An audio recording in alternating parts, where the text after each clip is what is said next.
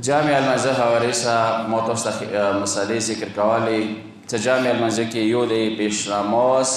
نامیز د کوله واجب دی که نه دی صرف همداسې د کوم حاضر پیش نماز دی دا یوه مسله مو ذکر کړله. دین علاوه یوه بله مسله دا هغه دی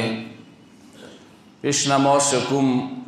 الحم سوره دی و قل الله سوره دی دا به ته نه یایي دې نه علاوه څومره ذکرونه ټولو خپل ذمهوار دا یې صحیح شوله.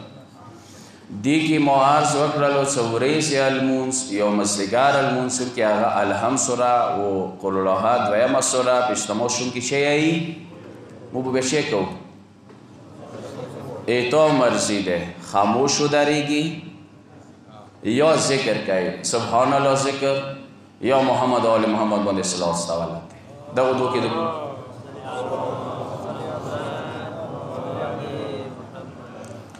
خو البته ذکر بهتر دی. ذکر شه دی خاموش ودرېدل په څه بهتر دی ذکر بهتر دی. د کوم المنځو کې ورځې مازدیګر ظهر عصر دغه کې پکار دی یو ذکر ځان سره کوي. اما پاتې شو ماښام اوسودان سبیل چې هغه کې د پیش نماز قرات د واوري تو ته نه دی پکار سوی تو ته نه دی پکار وی یعنی بالکل خاموش انصات عربی کې ورته یایي بالکل غور سه پیش نماز ته کې څه کوي واوري که بې پامه د وویل هغه څه پروا نه کوي خو جنبوج کر نه دی پکار څه ته هغه ذکر څه پیش نماز کوي ته یې وایي. دا یوه نکته شوله. ځنه وخت کې داسې دی ننه کسان مثلا واوري بهر کسان یې نه واوري سپیکر خراب دی اواز صحیح نه رسیږي یا رسیږي ټکو باندې دا سړی نه پوهېږي څه چې دی پیش نماز والا دي که نه دي څه شوی خبرې ته